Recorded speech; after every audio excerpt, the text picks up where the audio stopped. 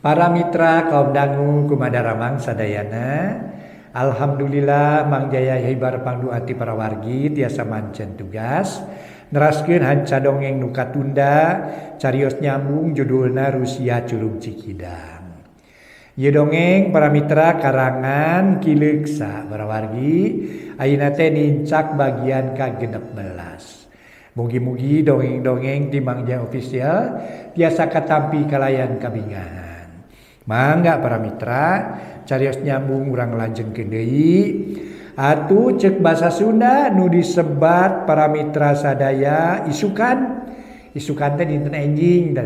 Disebatna teh cenah upami urang nyebat isukan teh ti ayeuna tah para mitra. Tah nu disebat isukan teh dinten enjing gitu. Nah, pamitos dinten penak dinten enjing mah poe ieu namina. Dan isukan teh poe dinten enjing gitu nya. Isukan lah kayak cara diuruskan, jantan dinten enjing pasti diuruskan. Gitunya para wargi, gitunya cek urang Sunda begitu. Mangga atuh dongeng judulna Rusia Curug Cikidang, karangan Kileksa dina bagian ka-16 urang lajengkeun. Mugi-mugi dongeng-dongeng ti Mang Jaya official tiasa katampi kalayan kabingahan. Mangga nyangakeun carios nyambung judulna Rusia Curug Cikidang. Wilujeng ngadangkeun.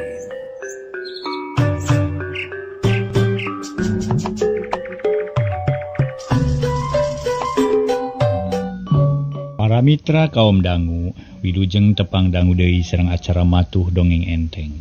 Mang Jaya sapara kanca bade neraskeun hanca dongeng nu katunda carios nyambung judulna nyaeta Rusia Curug Cikidang. Ieu dongeng karya Kileksa ayeuna nincak bagian ka-16. Sakumaha nu kauninga para mitra dongeng teh dina akhir bagian ka-13. Bah Jilun ngajukeun usul para wargi.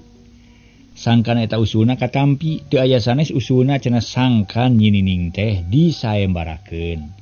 Namun sok sanaos kitu, margi saembaran pagadah ngudag hadiah para wargi. Hadiahna teh acan digambarkeun ku Bah Jilun. Nah, kumaha usul Bah Jilun tiasa katampi atanapi henteu ku Mang Kurip sareng ku Bioon? Mangga urang sami-sami bandungan bae. Carios nyambung judulna Rusia Curug Cikidang karya Kileksa dina bagian ka-16. Harita para mitra Bioon panasaran tuluy nyarita. Saembara naon ite atuh jing kumaha carana Abah? Kieu carana teh Bi. Kulantaran rada berat ieu pagawean. Atur we sing hade bewarakeun ka balarea ngararoba nu neangan bari suhut. Bejakeun ka sakumna pangeus lembur Cibonteng yen nyinining teh disaembarakeun.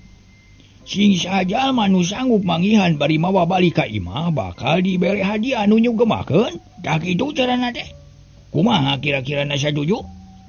Can satuju bah lantaran palebah ganjaranana atawa hadiahna can pasti.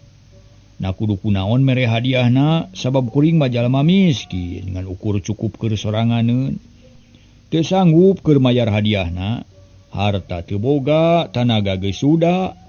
Na kunaon anu sakira satimpa jeung jasana nu meunangkeunana, ceuk Mang Kurip bari melong hatena ratib. Gampang. Kieu carana mah panyinining teh masih keneh parawan lain. Geulis, ngora keneh, alus, pikaresepeun jeung can boga papacangan nu pasti. Lamun aya nu bisa meunangkeun kalayan salamet, eta jalma boga hak pikeun jadi salakina. Hartina mah, saha nu meunangkeun nyinining kawinkeun we nyinining teh. Lamun awewe aku dulu repet ku inis, ulah dibeda-beda jeung nu lian. Sabab bisi aya awewe nu sanggup meunangkeun. Tak kitu we. Babari lah, moal kudu ucut harta bana.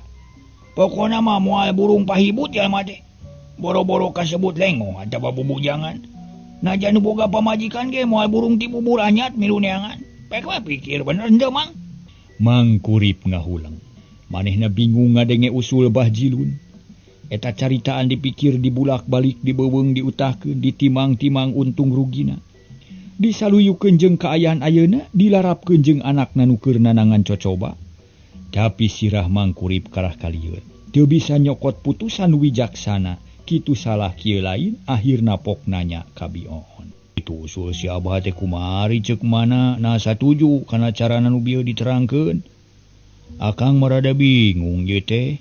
Kang, Ayeuna mah tong loba teuing pikiran nu lain-lain perkara cara naneangan mah kumaha bae. Rek kitu rek ieu gitu naon-naon nu penting mah anak urang kudu ditarekahan sangkan kapanggih. Sina balik deui ka imah kalayan salamet. Tah kitu pentingna mah. Keun bae urusan itu ieu mah paneuri montong rek di pikiran nu matak lieur sirah atuh. Jawab Bi Oon tegas. Matak ngeunah kadengina ku Bah Jilun para mitra sadaya. Nya kajun atuh ari kitu mah. Sok we atuh najan kudu sae mara oge asal anak kuring kapanggih. Tah kitu bah lah, beres lah. Cek Mang Kurip jadinya tujuan han hatena teu teteg kalah karatug teu puguh rasa. Dah.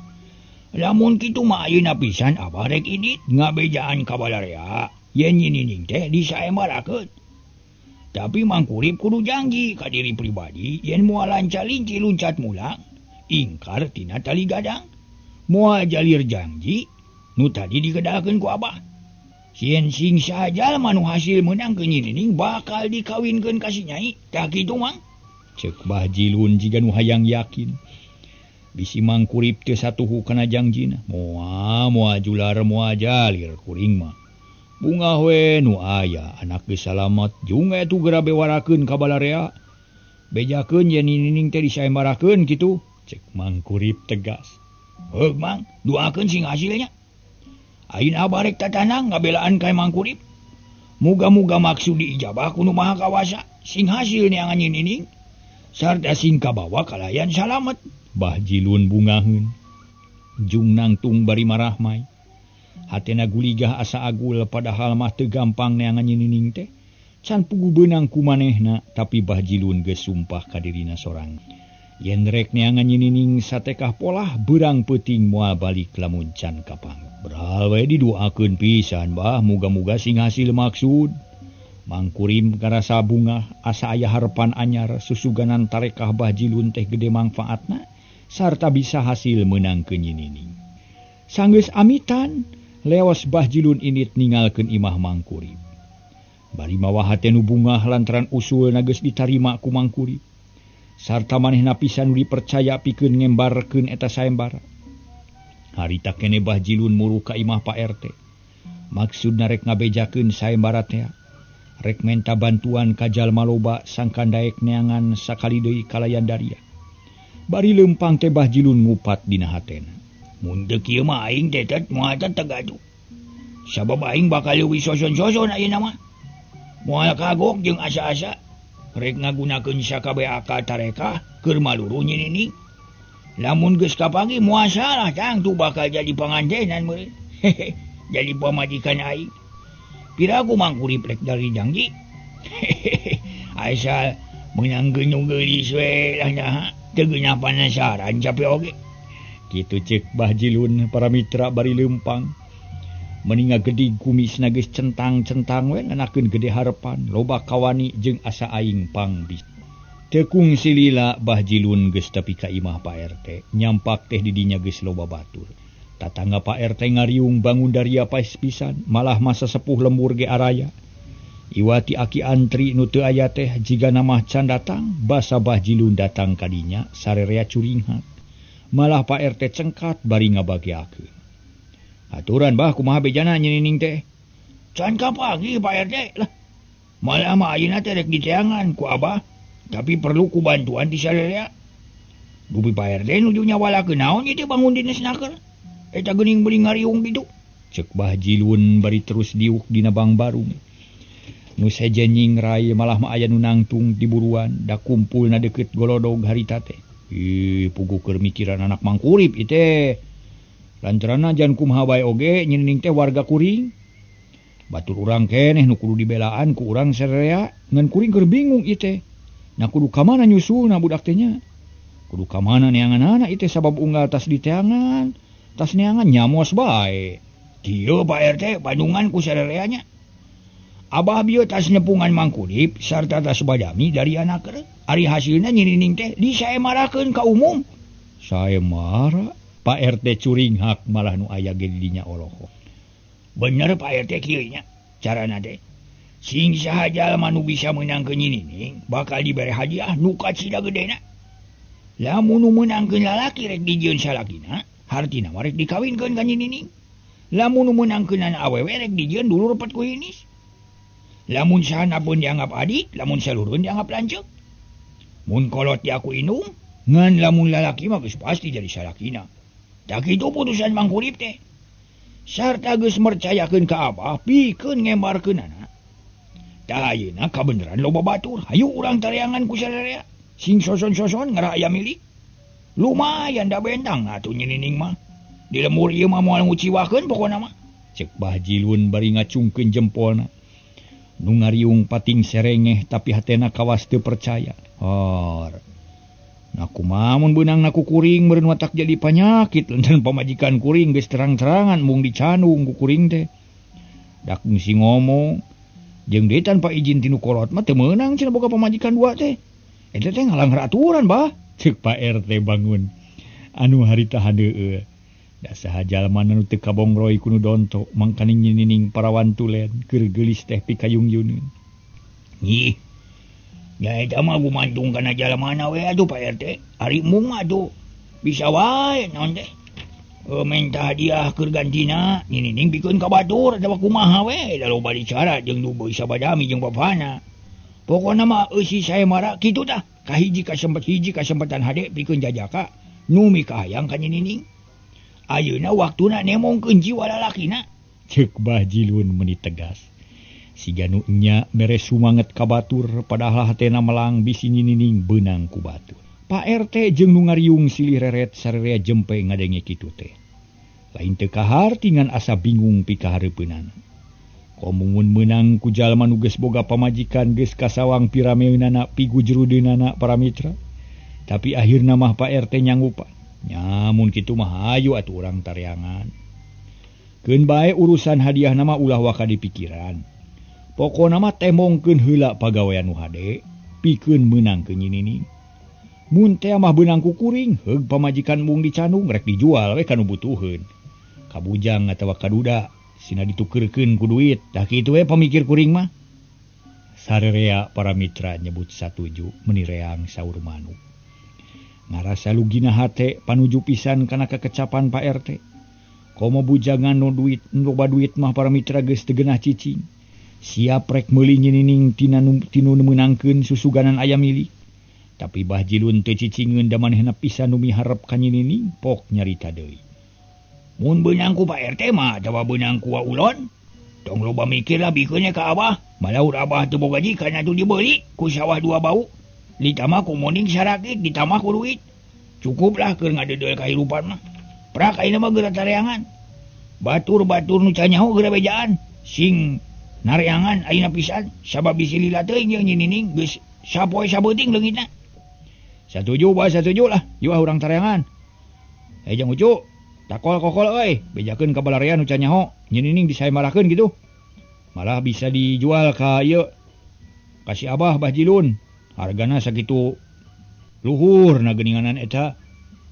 Ku sawah dua bau jeung muning sarakit samalah duit cenah loh sababaraha gepok gitu. Ayo sok siap-siap tatan-tatan.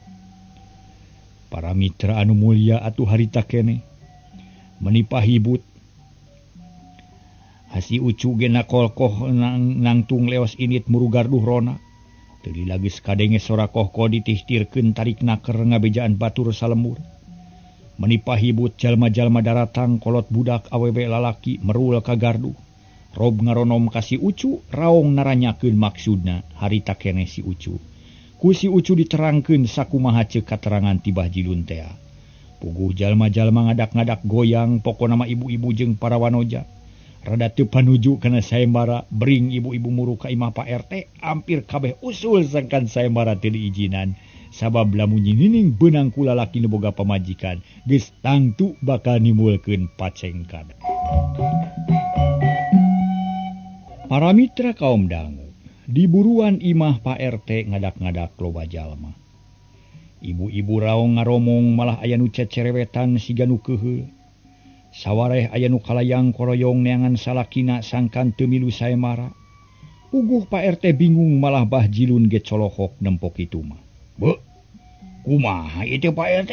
Ceuk Bah Jilun bangun gugu. Keun bah urang bere penerangan heula sina jempe. Jeung ge supaya ngarti kana maksudna. Cicing we Abah mah. Temal Pak RT bari tuluy mere isarah kanu ngariung. Sangkan jempe atuh jep ibu-ibu nu tadi teh para mitra jiga manuk toed teh jempe. Ngan aya keneh nu kutuk gendeng lalaunan tukangeun, pajarkeun teh saembara pipanyakitan ngeun pipanyakiteun cenah ngeunah ngangeunahkeun ka lalaki. Para ibu sadaya margi ulah janten rengat gali sabab ieu saembara teh lain rek nyieun pipanyakiteun. Tapi pikeun narekahan anak mangkurip nu nepi ka kiwari can kapanggih. Nyinining teh batur urang, lamun meunang musibat kudu dibelaan ku urang. Jadi ku ayana saembara hiji cara keur ngabelaan ka nyinining kadang warga lembur Cibonteng nu kudu ditulungan ku urang. Lamun tiama engke aya hiji bapa nu hasil meunang ke nyinining heug teu diidinan ku pamajikanana keur kawin deui. Tong jadi pikiran ulah jadi papaseaan sabab aya jalan pikeun mereskeunana nyaeta ku jalan dijual atawa dioperkeun kanu butuheun dina hal ieu bah jilu nu sadia pikeun meulina kira-kira eta we lamun di naon teh dipangajikeun teh jumlahna sawah 2 bau muning sarakit jeung duit sagepok tak kitu jadi pikeun jelas nama lamun sim kuring hasil menang ke nyinining eta budak moal dikawin ku sim kuring sabab yakin indung budak moal satuju. Tak ku sim kuring rek dipasrahkeun ka Bah Jilun sina dikawin sarta sim kuring bakal dibere duit jeung sawah 2 bau ditambah muning sarakit. Tapan untung. Saha nu teu kabit aku wada sakitu. Jadi ayeuna mah tong loba pikiran bral we sararea indit pikeun neangan nyinining. Dan ajan teu meunang ngawin nyinining oge, tangtu bakal meunang harta nu sakitu lobana. Cek Pak RT. Bari pepeta ngayakinkeun ka ibu-ibu nu teu panujueun cep sakedapan mah jempe siga nu ngalarti kana caritaan Pak RT tapi lila-lila mah celengkeung aya nu nanya hiji awewe meninong toreng.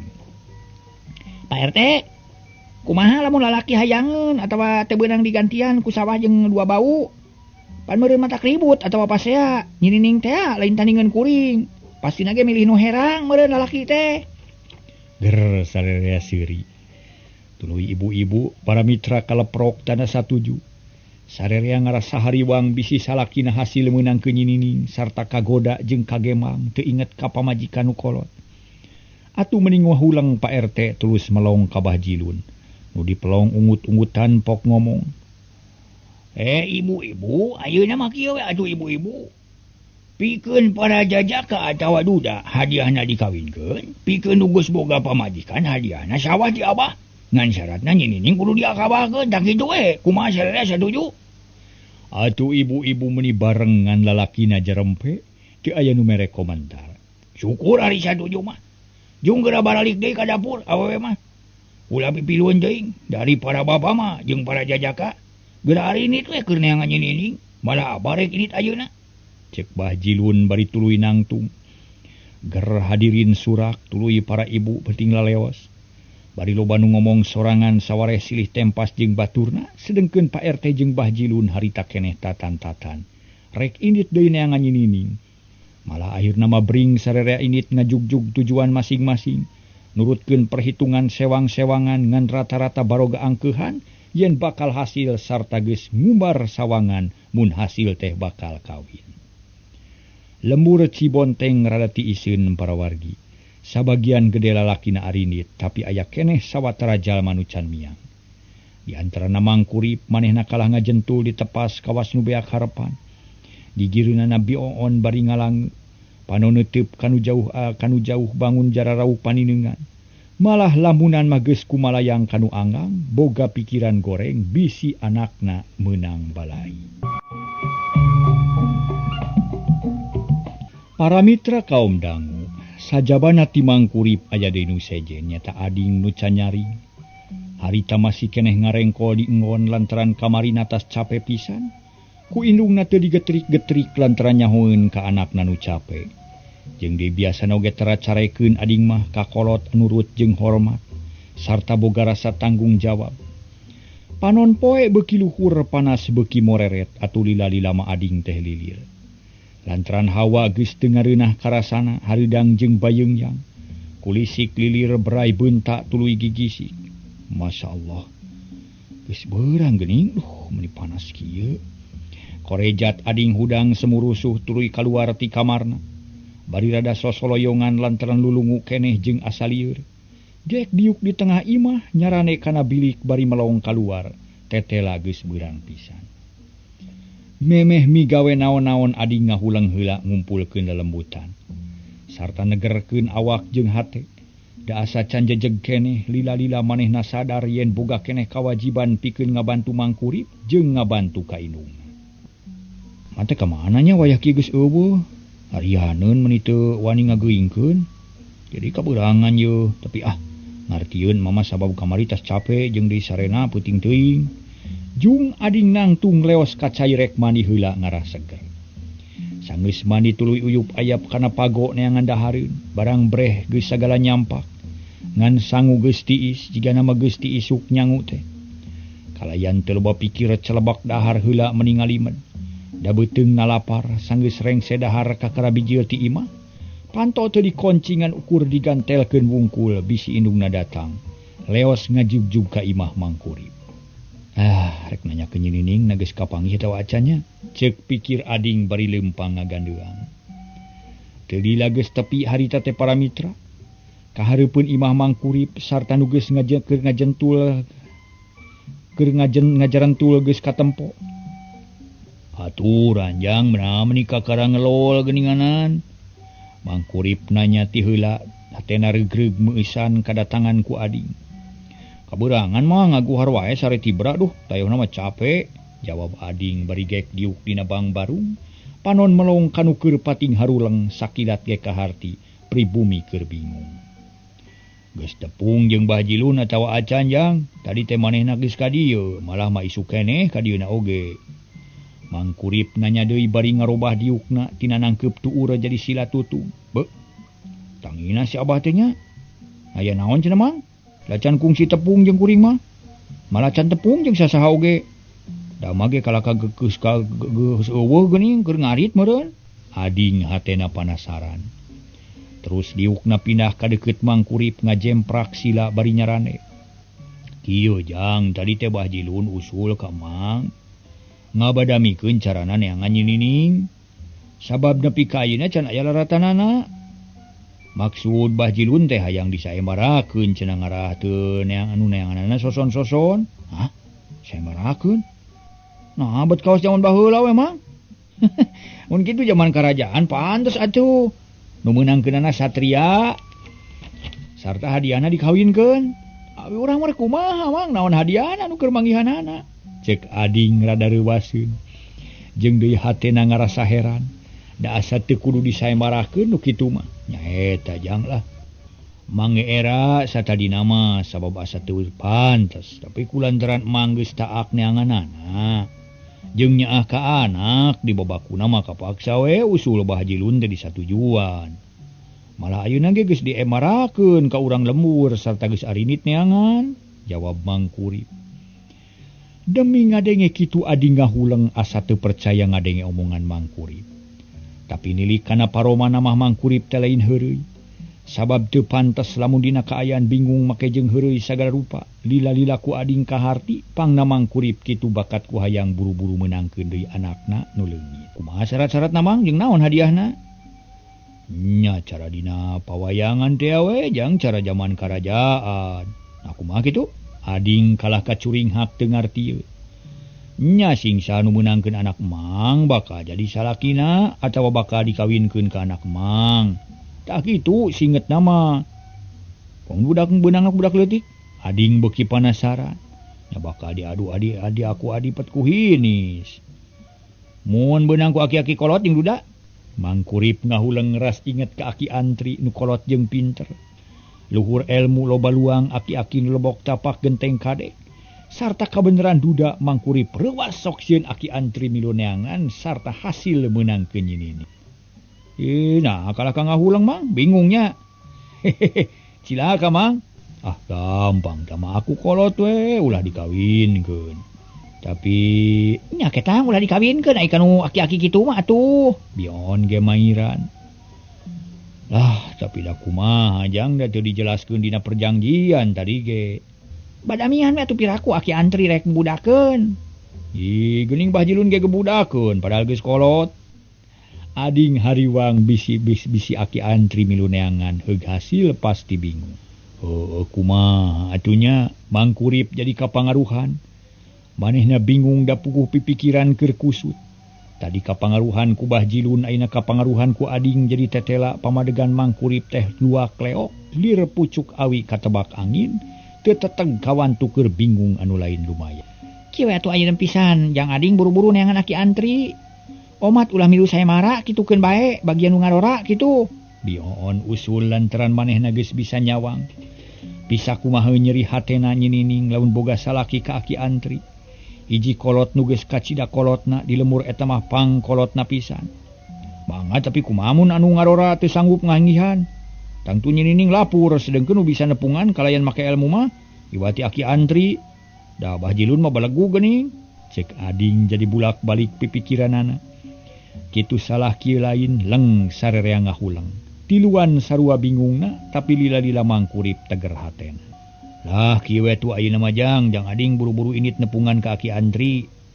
Bejakeun kalayan terang-terangan yen saya marah teh ngan keur ngarora wungkul. Tapi kolot ge menang milu neangan tapi moal menang hadiah tak kitu atuh cek mangkurip. Nya heug atuh keun urang tepungan ayeuna nya. Kalayan teu loba catur leos ading init rurusuhan muru ka imah aki antri. Ari bioon jeung mangkurip colohok hatena deg-degan reuwas jeung lalewang. Para mitra anu mulia, heuleut sawatara waktu ading geus balik deui bari ngahega. Beungeut rada pias semu reuwas bang puguh we mangkurip ge heraneun. Pok nanya, "Kumaha aki antri teh jang aya henteu?" "Wah, cilaka mang." Cilaka kumaha ujang? Cilaka mang, aki antri teu aya di bumina. Ari saur tatanganna mah cenah init, milu neangan nyinining sabab tadi ngadangu cenah wartos di balarea ngeunaan sae maratea. Kebeg harita mangkurip ngagebeg. Ngarenya greuwas malah bioon ngahulang bakat ku bingung. Geus kasawang balukar goreng bakal tumiba tangtu hate anakna bakal kasiksa. Batina bakal gering ririwit lantaran kapaksa kudu kawin. Ka aki-aki nu kacida kolotna sedengkeun taksiran sarerea geus yakin mun kitu carana bakal hasil teh taya deui lian ti aki antri sabab ngan eta nu luhur elmuna. Kumaha tuh mang? Ading rada ngalengis. Nya adalah di kumaha jang. Da geus kapalang ayeuna mah anggur geura init karitu milu sae mara muga-muga sing beunang ku ujang. Mang doa pisan mun ku ujang mun ka ujang minantuan teh lah. Tapi kudu bener-bener neanganana ulah eleh ku aki antri jeung ku Bah Jilun. Mangkurip sacara teu sadar geus nemongkeun pamadeganana. Nu memang kacida doana lamun anakna ngarangkep jeung ading. Malah bioon sorot panon bangun panuju ngan hate ading jadi ngaleket teh lantaran rajeun teh bapana masrahkeun para wargi sadaya dina kaayaan geus keur dina samar-samar. Dan nyinining keur disaemarahkeun. Mangkaning aya saingan anu kacida berat duaan nyata Bah Jilun jeung aki antri. Duanana geus arinit milu neangan nu hartina mah milu saemara. Nah kalah ka ngahuleung jang teu sanggup milu saemara. Sanggup mang najan teu disaemarakeun ge kuring mah bakal neangan satekah pola. Sabab geus jadi kewajiban ngan dina urusan saemara mah kuring terada sabar hate teh gimir pikir. Lalewang rasa sabab najan mangkurip masrahkeun sarta boga hayang boga minantu ka kuring ayeuna mah ipis harepan teh sarta boga musuh gerot duaan atuh ceuk ading terang-terangan. Saha nu dianggap berat teh jang? Mangkurip melong hatena mah geus ngarti bae ngan api-api teu nyaho kana maksud ading. Apa nyinining ayeuna teh geus disaemarakeun. Sedengkeun nu milu saemara kacida lobana rakyat salembur ditambah ku dua kolot nu kasebut jago. Aki antri jeung Bah Jilun teh lain kolot samanea atuh dibandingkeun jeung kuring mah kacida pisan jauhna. Jadi geus bisa katoong lah saha kira-kirana nu bakal hasil. Pastina ge mun teu Bah Jilun tangtu aki antri. Kuring mah taya harepan lah cek ading jiga nu ipis harepan. Atuh mangkurip jeung bioon manipating rarenghap karunyaeun. Kaharti ayeuna mah para mitra. Ading teh seungah lamun kudu balap jeung kolot-kolot nu luhur elmuna, komo aki antri geus lain bantrak-bantrakeun. Kaharti jang tapi sing percaya we atuh urang teh milik jalma mah tara pahili-hili bagja teu paala-ala. Aya nu ngatur eta mah bisa dilalaborakeun. Sanu terang benang ku Ujang sabab kasaktian jeung kagagahan teu jadi ukuran kana hasil. Tah kulantaran kitu bral geramiang teangan anak Mang sing kapanggih. Mun benang rek terus dikawinkeun doa Mang marengan ka Ujang Ading muga-muga sing hasil maksud. Ujang ulah leutik hate ieu. Ulah sok ngaremehkeun kana kakawasaan pangeran, buat teuing ari milikna ka Ujang mah nya. Bakal beunang ku hidup, jeung geura teangan. Ulah sok ngeprek jawer ngana rejangjang jadi lalaki mah. Apan cekolot dia ulah mopo memeh nanggung. Ulah kumeok memeh dipacok. Temongkeun heula jiwa lalaki, gunakeun akal jeung pikiran. Cek Bion ngadak-ngadak capetang tina dam banget nyaah jeung percaya ka Ading. Jeung de karunya ongkoh dageus kanyahoan belana. Atuh hate Ading teh reug-reug deui malah mah asa gede harapan. Nuhun atuh Mang oge bi, mun kitu carana mah moal cicingeun kuring ge rek milu saemara we kalayan suhud. Doakeun we ku sadayana. Ading ngajak sasalaman bari deku. Hormat jiga kakolot pribadi ku Mang Kurip jeung ku Bioon ditadima kalayan ikhlas duanana ngarasa gede hati. Bral geramiang Ujang. Geramiang didoakeun ku Mang. Ading singkil kenceling indit bari mawa hate nu guliga. Sabab hatena geus pinuh ku kapercayaan nu buleud, manehna meunang pangrojong ti kolot nu mikanyaah ka manehna. Sasat didoakeun ku calon mitoha kalayan ikhlas. Estu matak ngagedurkeun sumanget dina dadana. Lengkahna pasti tujuanana buleud, pikirna tingtrim. Wan Cilohor Ading geus tepi ka hiji mumunggang pasir. Manehna geus bulaeran kesang lantaran geus jauh lumampahna. Tapi nyinining can kapanggih tapak-tapakna acan, malah tekung si tepung jeung nu sejen dan neanganana nyebar ka unggal madhab. Lantaran capek Ading eureun heulahana pun tangkal malaka. Manehna ngarasa lungse dumeh geus lila lumampah bari dibarengan ku kaayaan nu panas. Panas tina panon poe jeung panas hate hayang meunangkeun ini. Heran. Nah geus kamarana atuh batur teh nya meni teu kapanggih lacakna. Sigana mah geus jarauh pisan liarna teh sabab inditna leuwih ti heula. Tapi ahda milik mah terapa hiri-hiri bagja terapa ala-ala. Nasib jeung milik aya nu ngatur sugan we. Nyinining teh kaparengkeun beunang ku aing kulak canggem bagja awak. Cek Ading ngomong sorangan kituna teh bari rarat-reret ka sabudeureun eta tempat susuganan milik aya milik nempolaratan nyinini. Tapi lebeng di dinya taya naon-naon jeung deui da teu pantes disorang ku jalma da teu aya jug-jugeunana. Akhirna Ading indit deui nuluykeun lalampahan. Najan capek jeung lungse ngeureuyeuh bae pikiran muter neangan tempat nu hade nu kudu dijugjug. Leumpang pinuh ku perhitungan tanaga-tanaga diirit. Lantaran bisi kudu balik peuting jiga kamari mangkaning teu bebekelan sareng waktosna kabujeng sehet.